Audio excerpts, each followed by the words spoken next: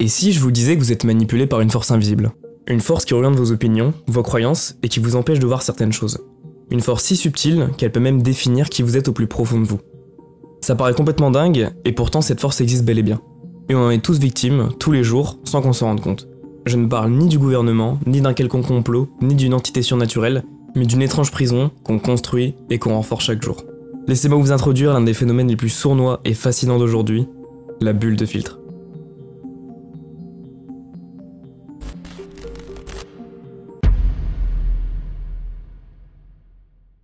Vous le savez sûrement déjà, mais vous n'avez pas le même Netflix que les autres. Enfin presque. C'est assez évident, mais la plateforme va vous proposer des séries qui seront susceptibles de vous plaire en fonction de ce que vous avez déjà regardé. Mais c'est pas tout. Moins de personnes sont au courant de ça, mais les images de couverture des séries et des films changent aussi d'un individu à l'autre par rapport à ses préférences. Quelqu'un qui regarde plus souvent de la romance aura une image qui met plus ce trait en valeur, et quelqu'un qui regarde plus des films d'horreur aura encore quelque chose d'autre. Ça, c'est dû à des algorithmes qui analysent nos préférences pour engendrer plus de clics et qu'on consomme plus sur la plateforme. Et je ne veux rien vous apprendre, mais ce n'est pas un cas isolé. Ce genre d'algorithme est partout sur internet. Et heureusement d'ailleurs. Par exemple sur YouTube, sans cet algorithme, on aurait sur notre page d'accueil du contenu extrêmement différent, dans toutes les langues et sur des sujets qui souvent nous intéresseraient peu. Mais grâce à lui, les vidéos sont souvent susceptibles de nous plaire, et chaque page d'accueil est unique à chacun. La même chose avec TikTok, essayez simplement de décocher les pour toi personnalisés, et ça aura pour effet de vous proposer des TikTok un peu aléatoirement, souvent les plus vus, comme si vous vous étiez recréé un compte et que vous ouvrez l'application pour la première fois. Je peux vous assurer que de cette manière, vous passerez moins de temps sur TikTok. Et c'est normal, c'est comme si vous entriez dans un restaurant et qu'on vous servait des plats aléatoirement au lieu d'aller les commander vous-même, ou d'indiquer avant vos préférences culinaires. C'est risqué et il y a des chances que ça vous plaise pas. Sur internet, les algorithmes filtrent le contenu pour nous en montrer qu'une partie. Et là, vous commencez un peu à comprendre le lien entre ce que je vous raconte et la miniature de cette vidéo. Qu'est-ce que c'est la bulle de filtre? L'ensemble des informations personnalisées qui sont présentées à un internaute par les moteurs de recherche et les réseaux sociaux à partir de données collectées à son sujet, ne l'exposant ainsi qu'aux informations pour lesquelles il a déjà démontré de l'intérêt. Ça peut paraître flou comme concept à première vue, mais en gros les bulles de filtre sont une image qui représente comment les algorithmes sur internet nous montrent des choses qui confirment nos opinions et nos goûts. Ils analysent ce qu'on regarde pour déterminer ce qu'on aime et nous montre plus de contenu sur ces sujets. Par exemple, moi qui ne me maquille pas, je ne tombe jamais sur des vidéos du genre, alors que pourtant il y en a énormément chaque jour qui sont vues par des centaines de milliers de personnes. Mais les algorithmes me connaissent et savent que ce genre de publication ne m'est pas destiné. Ils me cachent une partie d'internet. Ma bulle filtre ces vidéos comme beaucoup d'autres, et mon internet est du coup bien différent des autres. Mais du coup, par effet boule de neige, on finit par être enfermé dans un certain type de contenu. Ça crée un espace où on est exposé uniquement à des idées similaires aux nôtres, qui peut limiter notre vision du monde et nous empêcher de voir d'autres points de vue. Ça nous est quasiment déjà tous arrivé de regarder une vidéo sur TikTok, par exemple un thread Reddit avec des jumps sur Minecraft, et d'avoir beaucoup trop de vidéos du même style qui suivent. Et le pire dans tout ça, c'est que c'est nous les principaux acteurs de cet isolement. C'est nous qui choisissons sur TikTok de regarder la vidéo en entier au lieu de scroll, c'est nous qui likons, c'est nous qui donnons les informations nécessaires pour nous enfermer. Et n'oublions pas les abonnements qui sont totalement indépendants et qui n'ont rien à voir avec les algorithmes. On contribue grandement à la formation de cette bulle. Ça peut paraître anodin d'aimer la cuisine et donc d'avoir plein de vidéos de recettes sur nos réseaux, mais remplacer la cuisine par un autre sujet et ça peut vite devenir dangereux.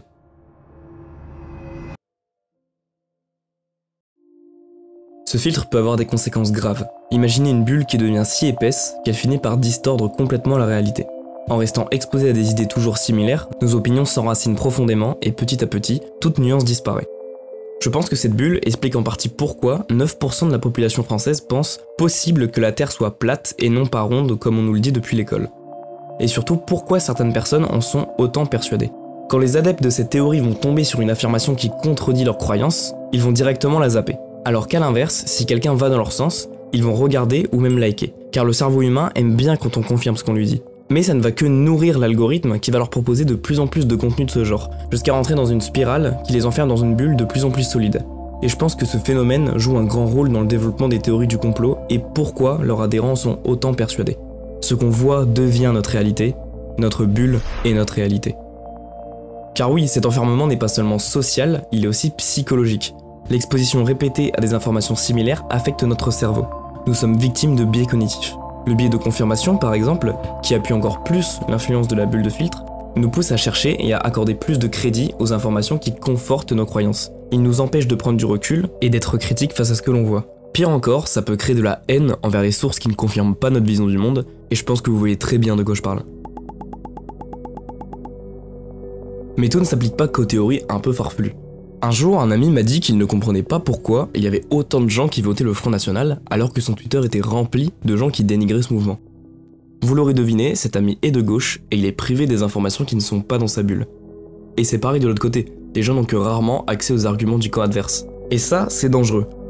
Depuis quelques années, la politique a pris une énorme place sur internet, à tel point que certains s'en servent pour faire la promotion de leur parti. Mais ce système et ces bulles dans lesquelles nous sommes tous enfermés ne font que polariser de plus en plus les débats. Et on finit malheureusement tous par s'insulter sans essayer de comprendre les autres. De plus en plus, on fait face à un isolement intellectuel, où chacun se crée sa réalité et n'a pas accès à quelque chose qui pourrait la contredire. Ce filtre invisible nous divise et nous prive de remise en question potentielle. Mais il n'y a pas que du négatif dans tout ça. Car même si ça crée des communautés qui se font la guerre, ça permet aussi à des gens qui sont parfois exclus et profondément différents des autres de trouver d'autres personnes comme elles et de se rassurer en se disant qu'ils ne sont pas tout seuls. Ça donne la possibilité à des passionnés de se regrouper autour de centres d'intérêt communs, de partager leurs idées, leurs expériences et même de créer des mouvements. Vous aimez un artiste peu connu, il y a forcément une communauté pour ça. Vous avez une passion pour un manga que personne ne lit, vous trouverez des gens qui en parlent. Ces communautés forment comme des grandes bulles où chacun peut se sentir compris, apprécié, voire valorisé. Et si ce filtre nous manipule sans qu'on le sache, on peut aussi à notre tour le manipuler et se forcer consciemment à regarder et liker des vidéos qui nous font avancer vers le positif et exclure le reste. La seule condition à ça, c'est d'être conscient que la bulle existe et qu'il faut au maximum s'ouvrir et chercher ailleurs que dans ce que nous propose. Et si maintenant je vous dis que tout ce qu'on a vu depuis le début de cette vidéo n'est que la partie émergée de l'iceberg? Et si la bulle était bien plus grande que ça? Imaginez que vous êtes en soirée et que vous rencontrez deux personnes et vous faites un mini débat sur n'importe quel sujet. L'une est d'accord avec vous et l'autre non. Vous serez assez naturellement plus susceptible de préférer la personne d'accord avec vous et de passer plus de temps avec elle. On a tendance à préférer les gens qui nous ressemblent, qui pensent comme nous et qui ont des passions communes. Vous voyez où je veux en venir? La bulle n'est pas seulement virtuelle, elle est aussi bien réelle, et elle est partout. Elle est dans nos conversations, nos cercles sociaux, nos choix quotidiens.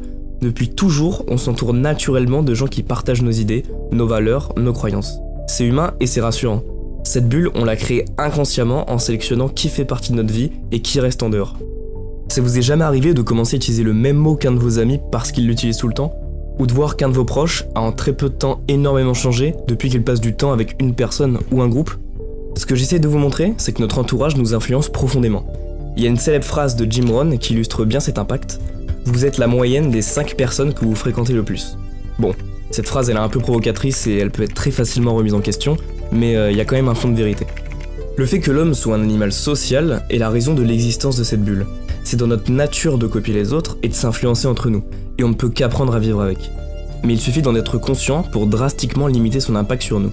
Cette tendance humaine à former des bulles remonte à des millénaires. Depuis les premières tribus, les sociétés ont toujours été organisées autour de groupes qui partagent les mêmes valeurs, croyances ou objectifs. Cette bulle naturelle est à la fois un mécanisme de survie et un outil de cohésion sociale. Mais aujourd'hui, avec la puissance des algorithmes et des médias sociaux, ce phénomène s'est amplifié à une bien plus grande échelle. Il y a plein de solutions pour voir à travers ce filtre et arrêter de regarder son reflet. Que ce soit de diversifier ses sources d'informations, de suivre des personnes qui pensent différemment de nous, prendre le temps de discuter avec les autres, ou encore développer son esprit critique. Bref, c'est des solutions assez évidentes et je n'ai pas la prétention de vous dire quoi faire, surtout que je suis le premier à ne pas toutes les appliquer. Mais je pense que le plus efficace pour ouvrir cette bulle, c'est de s'ouvrir aux autres. Arrêtons de définir quelqu'un en fonction de son bord politique, de sa religion ou de sa sexualité. Essayons de comprendre pourquoi les autres pensent d'une certaine façon au lieu de vouloir directement les faire changer d'avis. Soyons chacun indulgents, apprenons de nos erreurs et pardonnons celles des autres. On a tous une éducation, une culture ou un vécu différent. Donc c'est normal qu'on ne pense pas tous pareil, et heureusement d'ailleurs. Mais il faut le prendre en compte et se mettre à la place des autres. Essayez de voir dans leur bulle. On ne pourra jamais tous se rassembler dans une seule et même bulle géante. Ou on s'en rend pas compte, mais on est peut-être déjà dedans.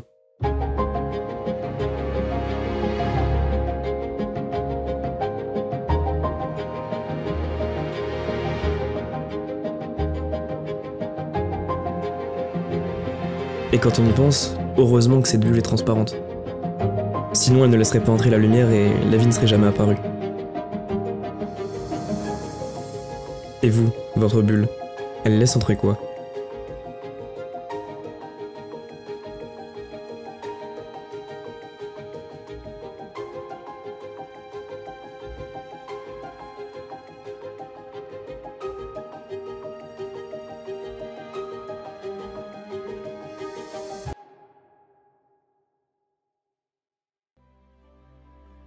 Merci énormément d'être arrivé jusque là.